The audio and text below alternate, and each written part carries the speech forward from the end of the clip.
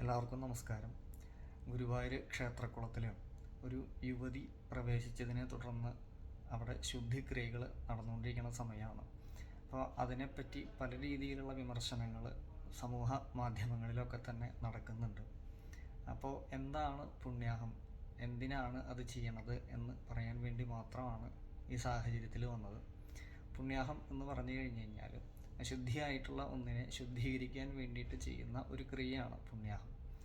ഈ പുണ്യാഹം കേവലം കുറച്ച് ജലം എടുത്തിട്ട് അതിൽ മന്ത്രം ചൊല്ലി അതുകൊണ്ട് തളിച്ച് ശുദ്ധിയാക്കുക എന്നുള്ള ഒരു കാര്യം മാത്രമല്ല, അതിൽ കൃത്യമായ അതിൻ്റെ ശാസ്ത്രീയതയുണ്ട്, സാങ്കേതികതയുണ്ട്. പുണ്യാഹം നിർമ്മിക്കുന്ന സമയത്ത് നമ്മളതിൽ ചേർക്കുന്ന കുറച്ച് ഔഷധാദികളുണ്ട്, കുറച്ച് ചേരുവകളുണ്ട്.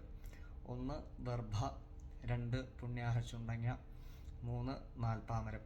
നാൽപ്പാമരം എന്ന് വെച്ചാൽ അത്തി, ഇത്തി, പേരാല്, അരയാല്.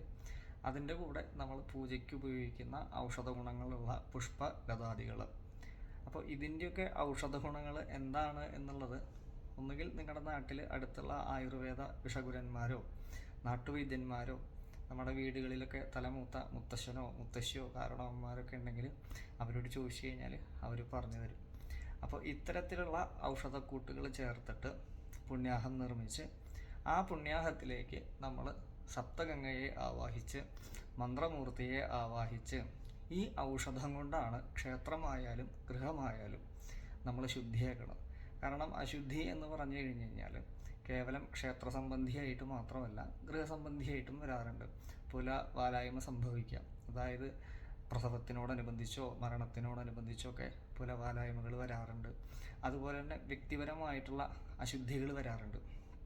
ആ സമയത്തൊക്കെ തന്നെ നമ്മുടെ വീട്ടിലെ അമ്മയോ മുത്തശ്ശിയോ ഒക്കെ പോയിട്ട് തൊട്ടടുത്തുള്ള ക്ഷേത്രത്തിൽ പോയിട്ട് കുറച്ച് പുണ്യാഹം കൊണ്ടുവന്ന് ആ പുണ്യാഹം നമ്മുടെ വീട്ടിലൊക്കെ തളിച്ച് ശുദ്ധിയാക്കി അതിൻ്റെ ശേഷിച്ച ഭാഗം തൊട്ടടുത്തുള്ള ജലാശയത്തിൽ, കിണറാണെങ്കിൽ കിണർ, കുളമാണെങ്കിൽ കുളം, അതിലേക്ക് ഒഴിക്കാറാണ് പതിവ്.